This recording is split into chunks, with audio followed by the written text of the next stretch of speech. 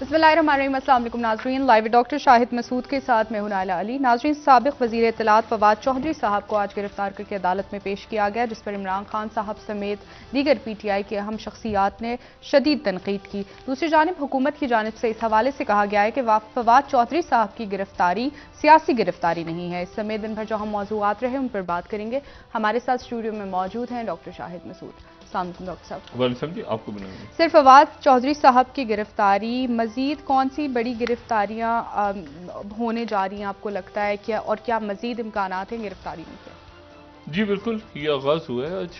और फवाद चौधरी साहब की गिरफ्तारी से पहले रात को एक एक्सरसाइज हुई और उस एक्सरसाइज में ये देखा गया कि अगर इमरान खान साहब को गिरफ्तार किया जाता है, इससे पहले ये एक्सरसाइज हुई थी चंद माह पहले जब वो बनी गाला में थे जी। और बनी गाला में भी शायद लोगों को याद हो कि अचानक रात के वक्त ये हुआ था कि गिरफ्तार करने लगे हैं, पहुंचो सब आओ चारों तरफ से। तो वो एक एक्सरसाइज थी। एक्सरसाइज ये थी कि कितने लोग आते हैं, कहाँ से आते हैं, किस तरह से पहुंचते हैं, कौन सा शख्स कितने लोग अपने साथ लेकर आता है, क्या वो एक एक्सरसाइज थी।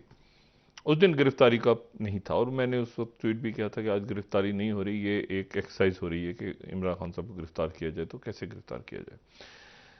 तो अब जो है वो एक एक्सरसाइज हुई वहाँ पे, और वो एक्सरसाइज जो है वो ये भी हो सकता है कि एक एक्सरसाइज ही रहे, या ये है कि उस एक्सरसाइज को अमली जामा पहना के इमरान खान साहब को नज़रबंद कर दिया जाए, क्योंकि अभी वो ज़ख्मी हैं, उनके ज़ख्म अभी ठीक नहीं हुए, और उसके लिए जो है वो वहाँ पर नज़रबंद कर दिया जाए। एक तो ये बात डिस्कस हो रही है हुकूमती हलकों में, और दूसरी जो बात है वो ये है कि आज भी उनके जो उनकी रिहाइश गाह ज़मान पार्क की उसके इर्द गिर्द जो सिक्योरिटी थी वो सारा हटा दिया गया, और सारे तो वहाँ पर फिर और जो कारकुनान हैं और मुख्तलिफ रहनुमा हैं वो खेमे वगैरह लगा के वहाँ पे मौजूद हैं।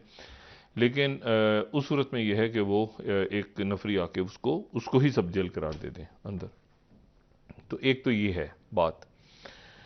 दूसरी जो बात है वो ये है कि फवाद चौधरी साहब का भी हम देखते हैं कि कितने दिन का रिमांड अदालत देती है। ये तो 8 दिन का रिमांड मांग रही है। प्रोग्राम चूँकि लाइव जा रहा है इसलिए जो एग्जैक्ट ख़बरें हैं वो देखते हैं कि क्या आती हैं। लेकिन बात यह है कि फवाद चौधरी साहब के हवाले से उसमें अब जो दफ़ात लगाई गई हैं वो उसमें बगावत की दफ़ात लगाई गई हैं कि बगावत जो है वो क्या इसमें सिडेशन की लगती है या नहीं लगती, इलेक्शन कमीशन की तरफ से, या तौहीन की लगती है।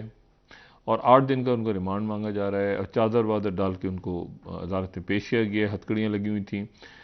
तो ये अब देखना ये है कि एक तो रिमांड कितनी देर का मिलता है उनको, और क्या रिमांड की दरख्वास्त अदालत रिजेक्ट कर देती है, रिमांड पे भेज देती है पुलिस को, या ये है कि फिर उसमें। लेकिन एक बात मैं आपको सिर्फ बताऊं कि एक सख्तियों का मौसम, बहुत सख्ती का मौसम शुरू हो रहा है तहरीक इंसाफ की क़यादत और उनके जो मुख्तलिफ कायदीन हैं उनके लिए। और उसमें अब देखना ये है कि ये किस तरह से देखें, मामला इलेक्शंस की तरफ तो नहीं जा रहा अभी तक, जा भी सकता है, लेकिन ये कि अब तक वो जाता नज़र नहीं आ रहा, लेकिन जा भी सकता है। मैंने बात की, और जाता क्यों नज़र नहीं आ रहा कि फाइनेंशियल इमरजेंसी तो छोड़ दें, अब आप उसको भूल जाएं, क्योंकि वो तो मैंने पहले भी बात की कि जब 2 असम्बलियाँ टूट गईं और उसके साथ ही कौमी असम्बली से लोग बहुत से जो है मुस्ताफ़ी हो गए, इस्तीफ़े उनके कबूल हो गए, तो वो जो था कि 1 साल तक बढ़ा दी जाए मुद्दत, वो तो अब मामला नहीं रहा। अच्छा, इलेक्शंस गिरफ्तारियों के दौरान और इस सारे सिलसिले में अगर इलेक्शंस होते हैं तो उसका जो नेट बेनिफिट मजीद वो मिलेगा इमरान खान साहब को। तो आप गिरफ्तार, ये जो है ना बात, गिरफ्तारी हो गई तो गिरफ्तारी होने के बाद अगला स्टेप क्या होगा, अदालत पेश करें, कहाँ रखा है, कैसे है, असद उमर, शाह महमूद कुरैशी, बाकी लोगों के भी नाम चल रहे हैं गिरफ्तार। तो बात ये सारी कि उनको पेश किया जा रहा है, मतलब खबरें सारी फिर उधर ही होंगी। और जो हुकूमत अगर इलेक्शन में जाएगी तो वो इंतहाई दिफाई पोजीशन में होगी। उसकी वजह यह है कि IMF जो है वो बात नहीं कर रही। IMF से मामलात जो हैं वो एक तरह से रुके हुए हैं या टूटे हुए हैं, और यहाँ पर एक सदारती ऑर्डिनेंस तैयार हो गया है। और सदारती ऑर्डिनेंस जो तैयार हुआ है उसमें यह है कि जी फौरी तौर पे ये जो कल जो मीटिंग हुई वर्चुअल मीटिंग, उसके बाद ये तय हुआ कि आगे जो बात है वो तब होगी जब आप एक मिनी बजट को अनाउंस करें। मैं ये बात बहुत पहले भी कहता रहा हूँ और दोबारा कह रहा हूँ कि इस मिनी बजट को शायद मुझे अब नहीं पता कि इसाक डार साहब कहाँ पे हैं, मतलब पाकिस्तान में हैं या कतर में ही हैं अभी तक, और कतर से उनकी क्या बात हुई। कल ये था कि जी कतर में वो कतर प्लांट्स वगैरह इतनी जल्दी नहीं लेते, मतलब ये जो है ना प्राइवेटाइजेशन हो जाए, उनको भी पता है। कल वैसे भी जो है वो ब्लैकआउट रहा, और तो मतलब वो इस तरह होता नहीं ठीक कि वो अचानक जनाब वो गए वहाँ पे। और वो अब देखें अभी तक उन्होंने ज़्यादा तो नहीं बताया कि हमारे ज़र मुबादला के ज़खायर कितने हैं, लेकिन वजारत ख़जाना ये कह रही है कि जी हमारे जो ज़र मुबादला के ज़खायर हैं वो 3.5 अरब तक पहुँच चुके हैं, 4 अरब से कम हो चुके हैं, क्योंकि हमने चाइना का जो रोल बैक नहीं हो सका या हमने रीशेड्यूलिंग नहीं करा सके, 2 कर्जे चाइना के, और इस हफ्ते हमने मज़ीद देने हैं चाइना के।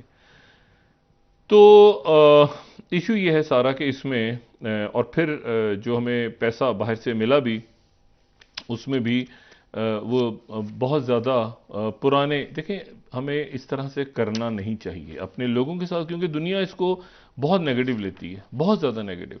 अब ये जैसे एक्सप्रेस ट्रिब्यून की स्टोरी है, जो 13वीं स्टोरी है कि इस्लामिक डेवलपमेंट बैंक की तरफ से जो 4.2 बिलियन अनाउंस हुए। देखें मैं आपसे ये कह रहा हूँ ना कि लोग फिर बाहर बैठे हुए लोग भी तो हैं, सुन रहे हैं ना कि क्या बोल रहे हैं अपने मुल्क में जाके।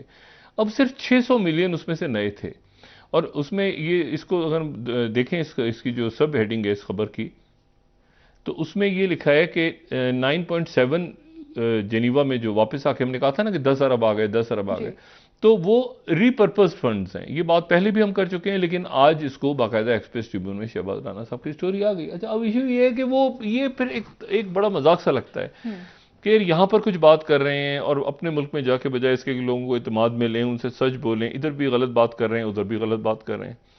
तो उसके नतीजे में ये पूरी जो एक लंबी सी कतार बनी हुई थी प्रेस कॉन्फ्रेंस की, ये इसकी ज़रूरत नहीं थी कि जी मुबारक हो जी गैबी इमदाद आ गई, डॉलर आने शुरू हो जाएंगे, बेखुशखबरी। लोग पहले ही परेशान हाल वो कहते हैं अच्छा शायद यार झूठ नहीं बोल रहे, सच बोल रहे हैं, लेकिन उसके बाद वो थोड़े दिनों के बाद पता चलता है कि जी वो तो बिल्कुल किस्सा उल्टा हो गया। तो अब उसके नतीजे ये हुआ है कि वो अच्छा, फिर उसके साथ ही एक्सप्रेस ट्रिब्यून ही दोबारा कह रहा है कि जी एक तरफ तो बताया ये जा रहा है कि जी यहाँ पर बहुत ज़्यादा हालात ऐसे हैं कि जी हमें वो जो सादगी वाली कमेटी एक बनी थी, उस सादगी वाली कमेटी जो है, वो सादगी वाली कमेटी जो है वो मामला खर्चा कैसे हो रहा है और ये वो सारा उसको सबको ठीक करेगी, और ताकि खर्च जिसको हमने कहा था ना 15 रुकनी कमेटी एक बन गई है।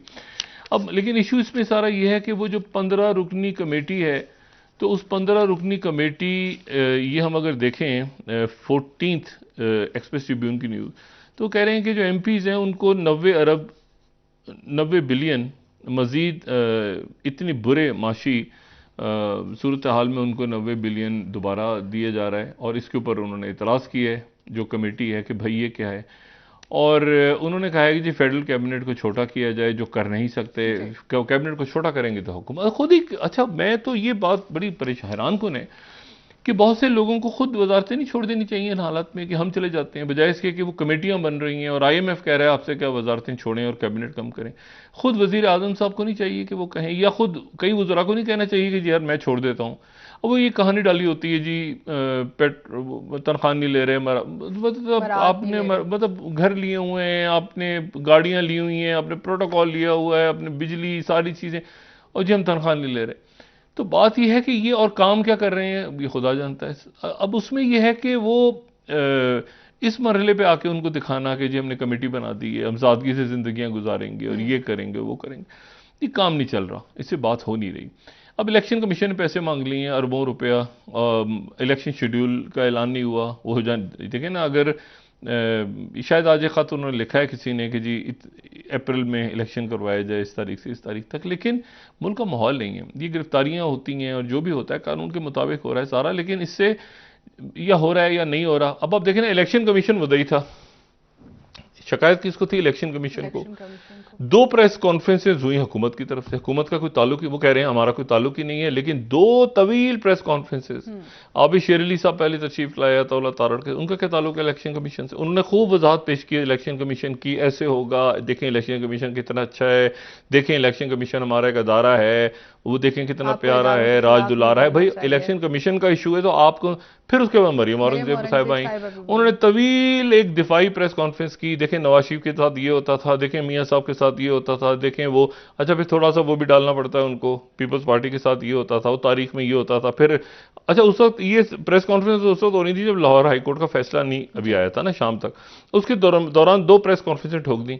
और वो मतलब अदालतों से हम गुजारिश करते हैं बराह करम हमारी बात सुनी जाए, देखें निहाल हाशमी के, ओ भाई आपका अदालतें उनको काम करने दें। इन्होंने पूरी प्रेस कॉन्फ्रेंस ऐसे लगा जैसे दरमियान में कोई पता नहीं क्या जो है ना मामला। इलेक्शन कमीशन ने एक FIR कटवाई, वो उसमें सही है गलत है दफा उसको छोड़ दें। हुकूमत आगे डिफेंड जब करने लगती है ना किसी अदारे को बिला जवाज, तो वहां पर जो है वो एक अजीब सी सूरत बन जाती है। इलेक्शन कमीशन पहले ही इमरान खान साहब के जो है वो मुतनाज़े, इमरान खान साहब कहते हैं इंतहाई मुतनाज़े, और हुकूमत बैठ कर डिफेंड कर रही है। लंबी प्रेस कॉन्फ्रेंस है, हमारा आईनी अदारा है, हम देखें आईनी अदारों की, लोग भूल गए आईनी अदारों के साथ क्या होता रहा है मुल्क में से पहले, मतलब लोग भूल गए हैं, मतलब लोगों की याददाश्त खो गई है सबकी।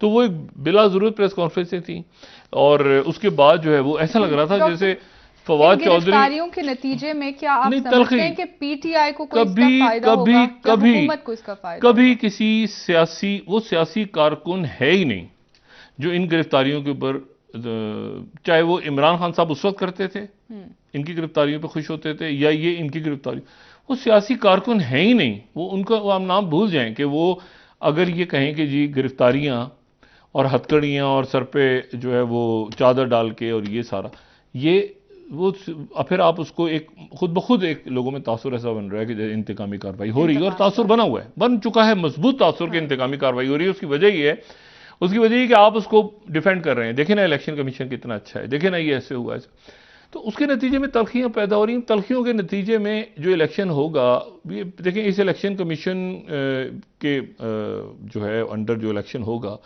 तो वो कैसे आगे चलेगा, कैसे काबिल सब बंदी कैसे होगी, पंजाब के अंदर सीटें, पंजाब के अंदर वो मर्दमशुमारी, हल्का बंदी, फिर इतने तनाव में जहां पर एक पॉलिटिकल, मतलब आज तो मुझे मतलब हद दर्जे तनाव नजर आया, मतलब बिल्कुल ऐसे लग रहा था जैसे मतलब है कि वो आपने कुलभूषण को पकड़ा और यहाँ पे खुशियां उतनी भी उस वक्त भी नहीं होती जितनी आज यहाँ खुशियां मना रहे थे। तो ये इस तरह नहीं होता, हम ख्याल रखेंगे, हम देखेंगे, कानून के मुताबिक होना चाहिए। हुकूमत में रहते हुए ऐसी बात अगर मैच्योर जमातें करें तो ज़्यादा मुनासिब होता है, जैसे पकड़ेंगे छोड़ेंगे नहीं, जिंदा ये करेंगे वो करेंगे, और खुशियां मनाना आइन और कानून के तहत जो भी है, तो उसमें कम से कम ह्यूमन राइट्स की वायलेशन तो नहीं होनी चाहिए। पॉलिटिकल पार्टीज ने खुद सफ़र किया हुआ है, तो फिर उनकी तरफ से बड़ा मुस्बत इशारा जाता है कि वो अगर कोई मुनासिब बात करें।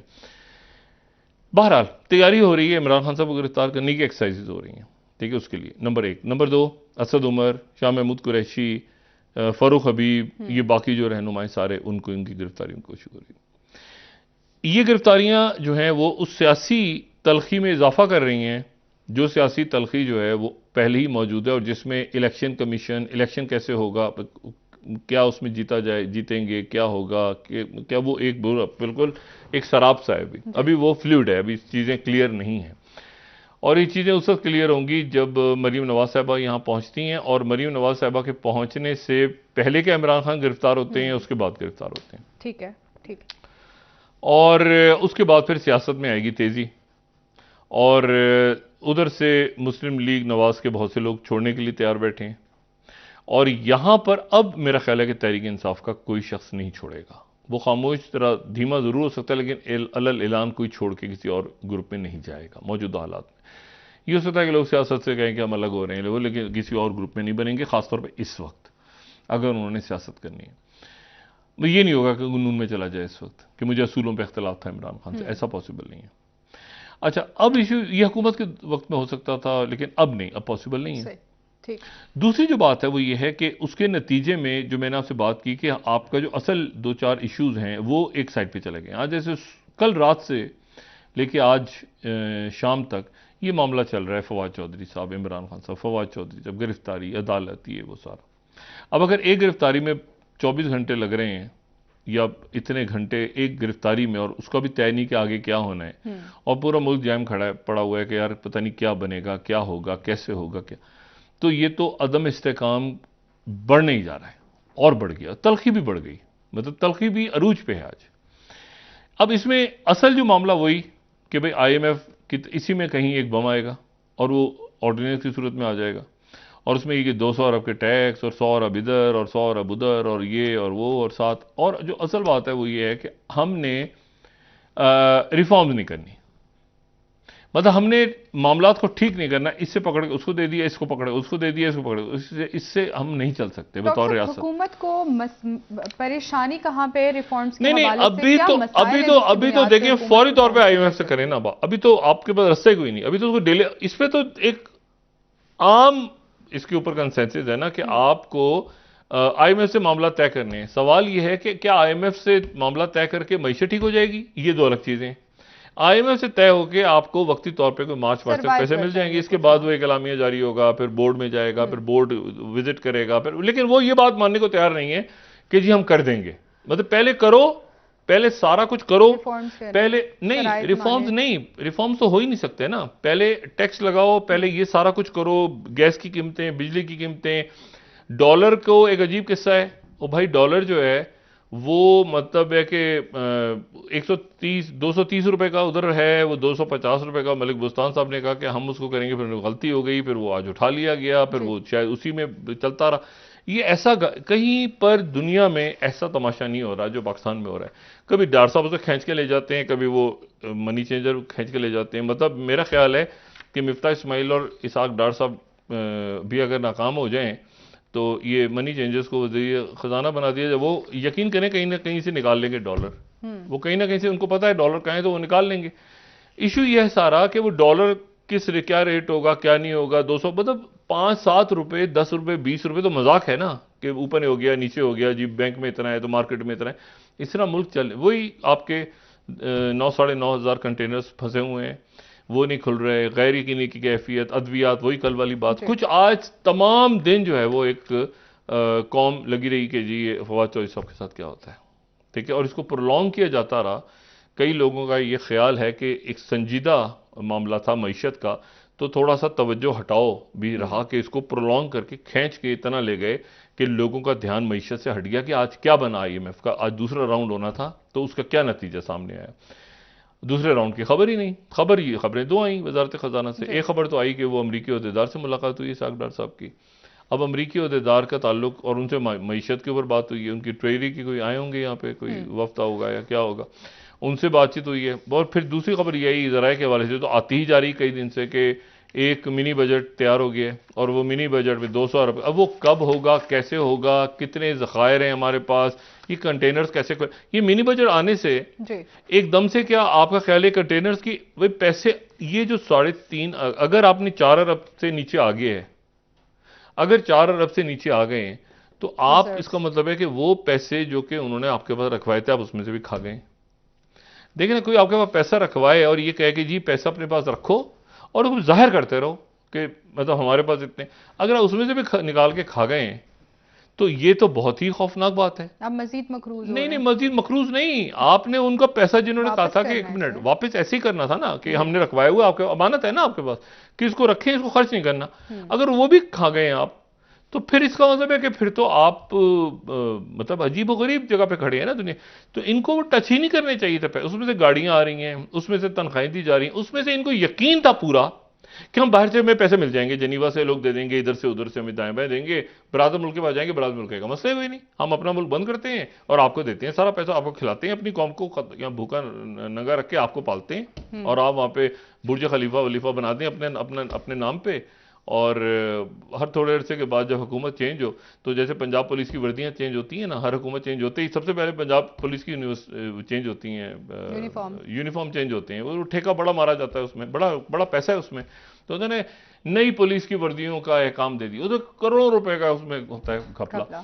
तो इस तरह के काम जो होते हैं ना, तो बात ये सारी कि अब वो वहीं खड़ी है, कोई नई चीज नहीं, वही महंगाई, वही बेशुमार कंटेनर्स के अंदर सामान सड़ गया है, गल गया। अब ये इतना पैनिक हो गया, इन्होंने कहा कि आज ये जरा मैशत को नहीं डिस्कस करो सर, ब्रेक का वक्त तो नहीं तो कल किसी और को पकड़ेंगे, फिर हम मैशत भूल जाएंगे, फिर कल परसों किसी और को पकड़ेंगे भाई, और फिर अचानक पता चलेगा कि जो है वो ऑयल का क्राइसिस पैदा हो गया। वो क्या बना, वो जो ब्लैकआउट हुआ था उसकी तहकीकाती कमेटी बनी थी ना, तो क्या हुआ, क्या था, टेक्निकल फॉल्ट था, उसमें तेल की कमी थी, उसमें कोई साइबर अटैक हुआ था, नहीं भाई। जब मैंने आपसे कहा ना कि कहीं ना कहीं जवाब देना ये नहीं कि आप जब भी आए टीवी पे जी तो आप इमरान खान को गालियां देने आ जाएं। और भाई जो मोटे मोटे 4-5 सवालात हैं उनका जवाब देके आप जाएं, उनका लोगों को अलाउ भी तो करें। सर ब्रेक ले लेते हैं, डॉक्टर साहब वापस आके बात करेंगे मजीद आपसे। जी नाजरीन, एक ब्रेक, हमारे साथ रहिएगा।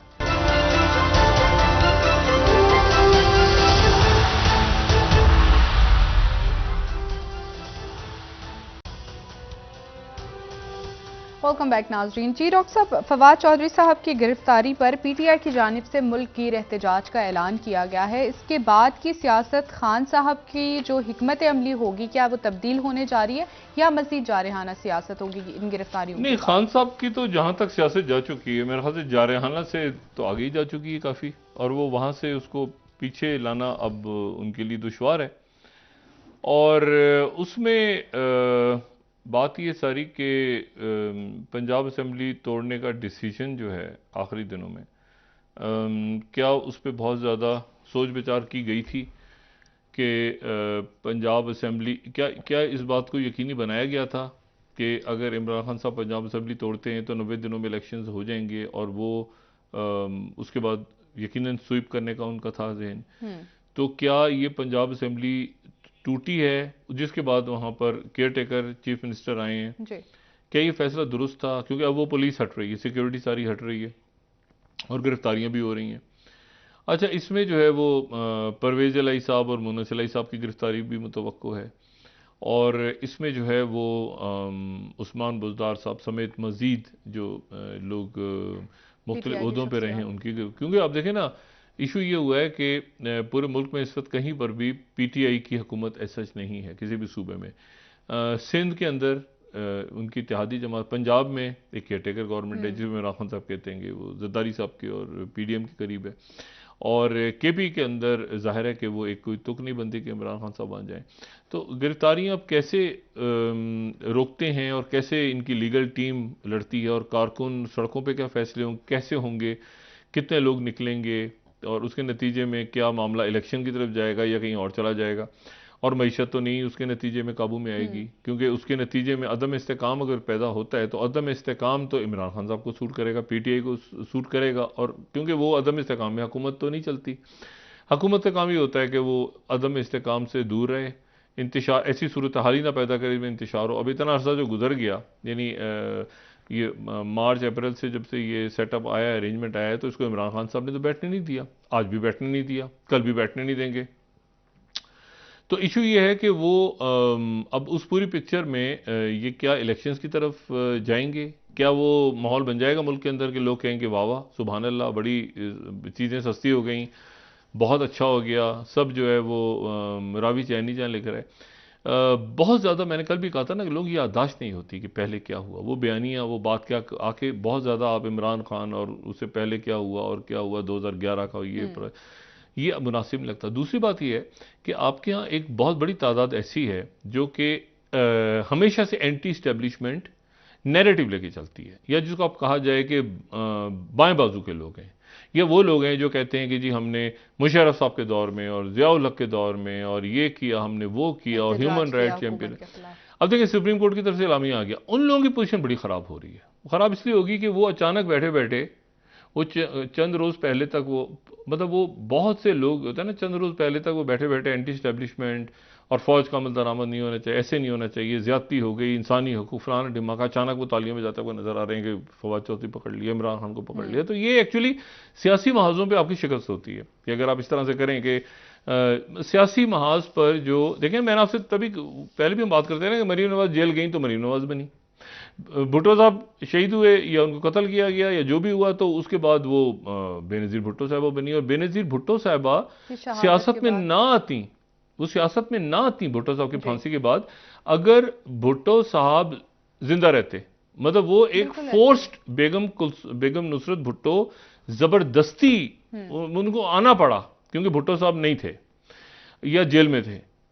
यहां तो मसला ये है कि मरीम नवाज साहब चाहती हैं कि वो आए, मतलब दोनों की पोजीशनिंग डिफरेंट है। वो ये चाहती हैं कि आएँ और नवाज शरीफ चाहते हैं कि अपनी ज़िंदगी में, भुट्टो साहब ने अपनी ज़िंदगी में तो नहीं कहा ना कि मैं अभी अगला इलेक्शन जो है वो नहीं लड़ रहा और मेरी जगह बेनज़ीर भुट्टो लड़ेंगे इलेक्शन, ऐसा तो नहीं हुआ था 77 के अंदर। तो बात ये कि अच्छा, लेकिन नवाज शरीफ चाहते हैं कि वो मरीम नवाज साहब आ जाए। अब मरीम नवाज साहब किस टोन के साथ आती हैं और क्या उनका बयानिया होता है और कितना बड़ा इज्तिमा होता है उनका, ये खाली उनका होगा। खैर खैर क्योंकि इलेक्शन में आप ये ध्यान में रखें कि बिलावल भुट्टो कह चुके हैं कि मैं वज़ीर आज़म बनूंगा।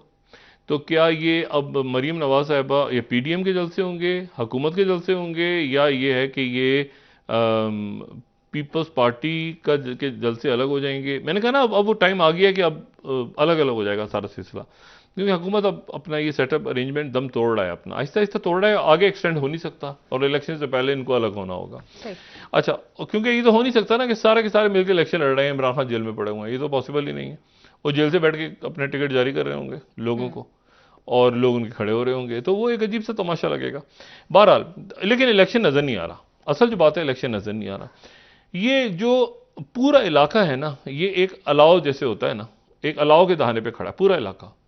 ये जर्मन जो हैं वो उन्होंने बात तस्लीम कर ली अमेरिकन जी।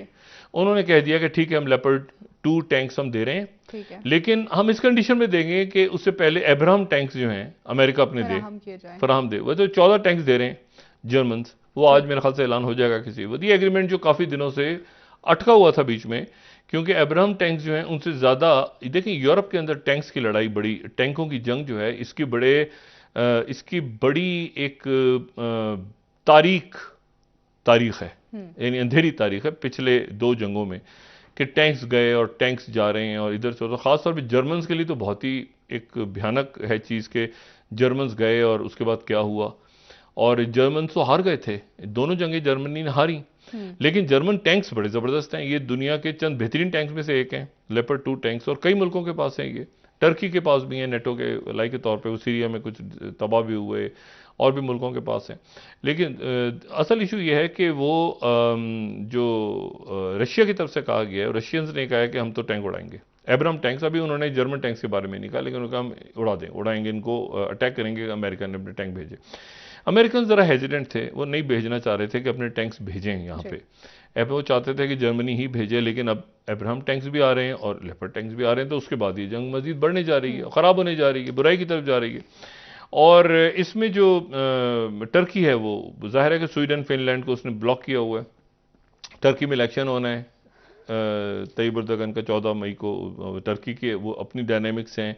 ये जंग, फिर मैंने बात की कि जंग ख़राब हो रही है, और ये यहाँ पर पड़ोस में तलखी बढ़ रही है। ये पड़ोस में एक नया इशू खड़ा हुआ है जिसको मिस कर गए, लेकिन आज हम उसको थोड़ा सा डिस्कस कर लेते हैं। वो ये है कि चाइना और भूटान जो है वो उसकी सफारती जो खारजा पॉलिसी इंडिया ने अपने हाथ में रखी है। मतलब उसके चाइना से सफारती ताल्लुकात भी नहीं है भूटान के, और उनके दरमियान एक बॉर्डर कॉन्फ्लिक्ट। और ये वो जगह जहाँ दुखलाम, जहाँ पे वो ट्राई जंक्शन भूटान का और चाइना का और इंडिया का, और उसको थोड़ा सा क्रॉस करके नीचे आ जाएं तो फिर सिलीगुड़ी कॉरिडोर, और फिर ये वो जो 22 किलोमीटर जिसकी चौड़ाई है, और जिससे फिर वो 7 सिस्टर्स आती हैं स्टेट्स। तो अगर वहाँ तक आप चले जाएं तो ये पूरा जो सारी रियासतें हैं, 7 रियासतें, ये मेन लैंड जो इंडिया है तो उससे कट जाती हैं। तो यहाँ तो ये भूटान की बड़ी स्ट्रेटेजिक इंपॉर्टेंस है। अब जनाब भूटान के साथ जो है वो पिछले हफ्ते डायलॉग चला भूटान के साथ, और डायलॉग चला और उसमें जो है वो फ़ौरन बाद उसमें पेशरफ्त हुई। और आज साउथ चाइना मॉर्निंग पोस्ट ने फिर उस पर बड़ा खूबसूरत आर्टिकल लिखा है कि India's alarm spikes at China and Bhutan move closer to resolving border feud. अच्छा, ये जो है इसका मतलब ये हुआ कि ये बहुत बड़ा इवेंट है, क्योंकि नेपाल, म्यांमार, उसके बाद श्रीलंका, यानी कंटेनमेंट वाली बात में, तो भूटान, और बड़ा पीसफुली। यानी भूटान एक तो बॉर्डर्स के ऊपर वहाँ चाइना की मुख्तलिफ तामीरात जारी हैं। दूसरी बात है कि भूटान, तो यहाँ से फॉरेन जो है इंडिया के फॉरेन सेक्रेटरी को वहाँ जाना पड़ा, भूटान का दौरा करना पड़ा। इतना इम्पोर्टेंट ये विजिट हुआ कि जिसमें ब्रेक थ्रू हो गया। और इसमें ग्लोबल टाइम्स ने भी ये लिखा कि positive consensus reached at expert group meeting on China Bhutan boundary issues held in Kunming. ये जो 11वीं स्लाइड है। अब इसका मतलब है भूटान और चाइना के दरमियान अगर बातचीत हो जाए, अच्छा ये ज़हन में रखें, दोनों मुल्कों के दरमियान सफारती ताल्लुकात नहीं है, सफारती ताल्लुकात नहीं है, जो खारजा पॉलिसी है वो अपने हाथ में रखी हुई है इंडिया ने। तो यहाँ से भूटान जो है वो निकल के आया और साथ ही फिर उसके बाद एक और हुआ, एक जना मीटिंग हुई, उस मीटिंग में सिक्योरिटी की ब्रीफिंग हुई और उसमें इंडियन प्राइम मिनिस्टर मोदी भी मौजूद थे। अच्छा। और बाकी लोग भी मौजूद थे। एनडीटीवी ने उसकी जनाब रिपोर्ट शाये कर दी और वो रिपोर्ट बड़ी अजीबोगरीब रिपोर्ट है। मैं एनडीटीवी को कोट कर रहा हूँ यहाँ पे, वो मैंने पूरा उनका देखा, उसको पढ़ा, लेकिन ये जो है जो 9th स्लाइड है, यानी वो कह रहे हैं कि 65 में से 26 जो पेट्रोल पॉइंट्स हैं ईस्टर्न लद्दाख में, वो ये मोदी साहब को प्रेजेंट की गई ये रिपोर्ट, ठीक है, प्राइम मिनिस्टर मोदी को। The report was filed at last weeks annual conference of the countries top police officers in Delhi attended by prime minister Modi and Amit Shah. क्या है? India has lost presence in 26 और 65 petrol points in eastern Ladakh. अब ये जो report है, ये इसका मतलब ये है, देखें बात ये है सारी के ये बहुत बड़ा इलाका, मैंने कहा ना ईस्टर्न लद्दाख तो एक जगह, इसे बहुत जगह इलाका, बहुत सारा इलाका ऐसा है जो चला गया है। अच्छा, अब उस इलाके को जो बफर जोन बना है वो इंडिया में बना हुआ है। भाई बफर जोन ऐसा नहीं है कि दरमियान, वो इनके इलाके में बना हुआ है और वो आगे भूटान को भी उन्होंने डिप्लोमेटिकली इंगेज कर लिया है। इतना ज्यादा इंगेज कर लिया कि इंडिया के फॉरेन मिनिस्टर को वहां जाना पड़ा है। उधर म्यांमार का इशू, उधर ये नेपाल के अंदर गवर्नमेंट आ गई जो कि प्रो चाइना गवर्नमेंट है, उधर श्रीलंका, उधर बांग्लादेश के अंदर प्रॉब्लम्स है, उसको मैं बाद में डिस्कस करूंगा। वहां यानी इंडिया के लिए प्रॉब्लम्स हैं बांग्लादेश में। तो इशू ये सारा कि यहां से इंडिया, पाकिस्तान इंडिया के दरमियान क्यों वो जो माइक पॉम्पियो ने कहा कि मैंने 2019 के अंदर और 2020 के अंदर बड़ा सुलह करवा दी थी, बड़ा अच्छा किया था। इशू ये है कि इंडिया की तरफ से रिक्वेस्ट है, पाकिस्तान की तरफ से नहीं है, इंडिया की तरफ से रिक्वेस्ट है कि ये बॉर्डर है जो पाकिस्तान के साथ लगता है, वहां से बहुत सारी ट्रूप्स को मूव करके वो चाइना की तरफ ले गए हैं ऊपर के बॉर्डर्स पे।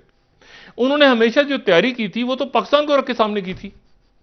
पाकिस्तान ऐसे होगा तो यूं स्ट्राइक्स होंगी तो ऐसे टैंक चलेंगे तो अच्छा, हमने भी उसी तरह से अपनी फॉर्मेशंस की हुई हैं कि इतने कोर हैं, इतने ये भावलपुर है, ये गुजरांवाल, इसी तरह हमने भी अपने ज़हन में रखा हुआ है। ये इसीलिए हमें प्रॉब्लम हुई थी जब वो वॉर ऑन टेरर शुरू हुई कि भाई पेशावर कोर क्या इतना है कैपेबल कि वो एक ही कोर, लेकिन बहरहाल हमने चलाया वो एक ही कोर से हमने। तो फोकस हमारी जो आर्मी है उसके अंदर कोई भी किसी किस्म का तब्दीली नहीं आई 9/11 के बाद, यानी हमने अपनी कोर फॉर्मेशन में कोई तब्दीली नहीं की। लेकिन इंडिया को करनी पड़ गई कि इंडिया का फटा पड़ गया ऊपर। अब वो पाकिस्तान बेस्ड पॉलिसी रख के आपने वो फौज तैयार की कि इतनी कोर्स होंगी, ऐसे होगा वैसे होगा, ये जाएंगे यूं जाएंगे सीधा जाके बलोचिस्तान, ये तो बात कर। अब वो सारी फौज मूव ऊपर करनी पड़ी है, बहुत सारी, ठीक है। और वो फौज जो कि जिसको ट्रेनिंग नहीं है, जो कि आर्टिलरी है, आप टैंक लेके तो नहीं पहाड़ की चोटी पे चढ़ेंगे ना। तो मसला ये कि वहां फटा चल रहा है पहाड़ों के ऊपर, और पहाड़ों पे इस वक्त अच्छी खासी सर्दी। आप देखें नीचे ज़मीन पे कितनी सर्दी, तो आप सोचें सियाचिन पे क्या हाल होगा, या बाकी जो लद्दाख के इलाके हैं या जो तिब्बत के इलाके हैं वहाँ पे क्या हाल होगा। तो वहाँ पर अब मसला ये है कि चाइना इस दौरान, क्योंकि ब्लिंकन आ रहे हैं। अच्छा, अब जो ब्लिंकन दौरा कर रहे हैं चाइना का, एंथनी ब्लिंकन दौरा कर रहे हैं चाइना का, और अगले महीने चंद दिनों के बाद, अब महीना खत्म हो रहे तो, और वो उनका दौरा इसलिए इंपॉर्टेंट है कि वो वहां पर बात करेंगे ताइवान के हवाले से। अच्छा, ताइवान, साउथ चाइना सी, इसके हवाले से, इंडिया के हवाले से गालिबन वहां बात नहीं होगी, यानी कि इन क्लैशेस के हवाले से नहीं, ये इंडिया को मुझे नहीं पता कि इंडिया क्वाड में है। देखिए, एंथनी ब्लिंकन अगर बात नहीं करेंगे ना, इंडिया, मैंने आपसे कहा ना कि वो एक अजीब सी सिचुएशन है कि भाई अमेरिका के मुंह से इंडिया का क्लैश नहीं निकलता चाइना के सामने। वो South China Sea, trade war, chip war, flame war, technology, इधर उधर दाएं बाएं गोलगप्पा करके आके निकल जाते हैं, और ये यहां पे वो बात नहीं करते।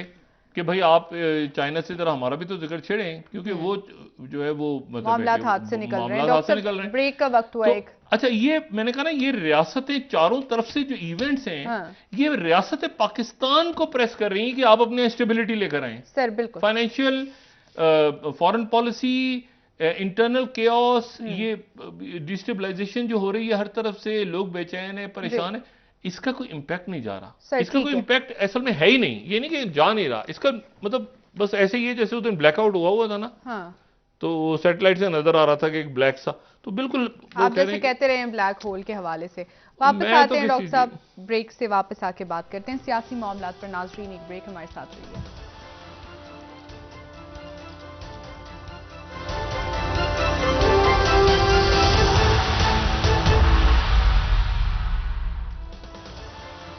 वेलकम बैक नाजरीन। जी डॉक्टर साहब, आप बात कर रहे थे गिरफ्तारियों के हवाले से, क्या मजीद गिरफ्तारियां होने जा रही हैं पीटीआई की?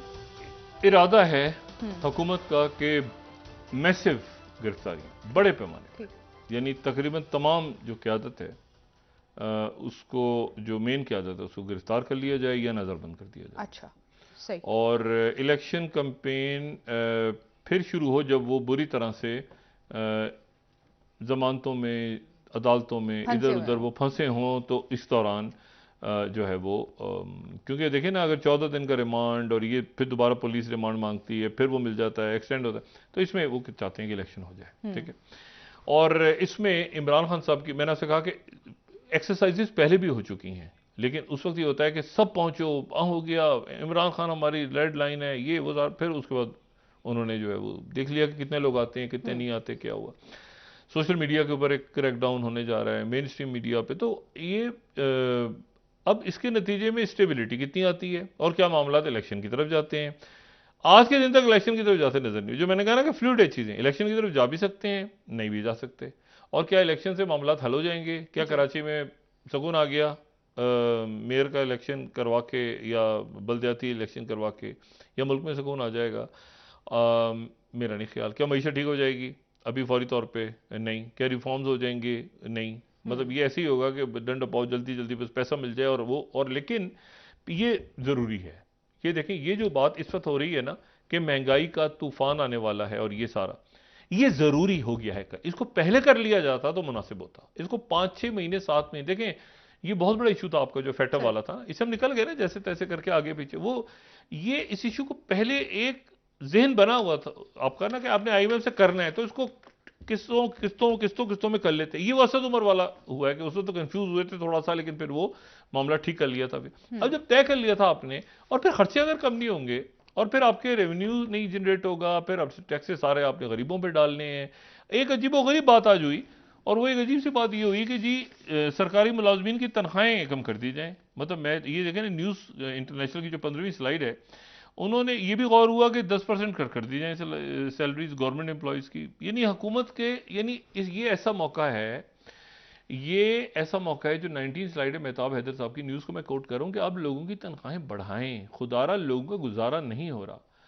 सरकारी मुलाजमीन पहले ही जो है वो एक मुसीबत में आके, उनकी तनख्वाहें इतनी कम है कि वो कहीं कोई रिश्वत ले रहा होता है कुछ, और इसके हलाल के लोग जाते हैं। आप उनकी तनख्वाहें कम करने का प्लान कर रहे हैं, अपनी वजारतें कम नहीं करनी, उनकी तनख्वाहें कम कर दें। ये जो 15 स्लाइड है, तो बात ये सारी कि अब इसमें मेरा ये ख्याल है कि इसको इस तरह तो नहीं करना चाहिए, तो बहुत जुल्म है। और 1-2 अरब बचेंगे तो मेरा ख्याल है इससे तो ये तो 2-3 फाइलों की मार होती है इनके लिए, किसी एक वजीर के लिए। इस तरह ना करें गरीबों के साथ, और जो ख़ास तौर पे जो कम आमदनी वाले लोग हैं उनके साथ ना करें, अपनी वजारतें कम करें। और बाकी है कि इमरान खान साहब की गिरफ्तारी या बाकी लोगों की गिरफ्तारी, अब फवाद चौधरी साहब की गिरफ्तारी से क्या आज इस्तेकाम हो गया? सिर्फ ये है कि एक दिन लोगों की तवज्जो असल इशू से दूर रही। बिल्कुल बिल्कुल ठीक है। और वो मईशत है। जी बहुत शुक्रिया डॉक्टर साहब। नाजरीन, प्रोग्राम का वक्त खत्म हुआ। कल इंशाल्लाह दोबारा आपसे मुलाकात होगी। मुझे नाइला अली को इजाज़त दीजिए। अल्लाह हाफ़िज़। जी डॉक्टर, अपने दोस्तों रिश्तेदारों गिरदानवाह के लोगों का सब ख्याल रखिएगा। अल्लाह हाफ़िज़।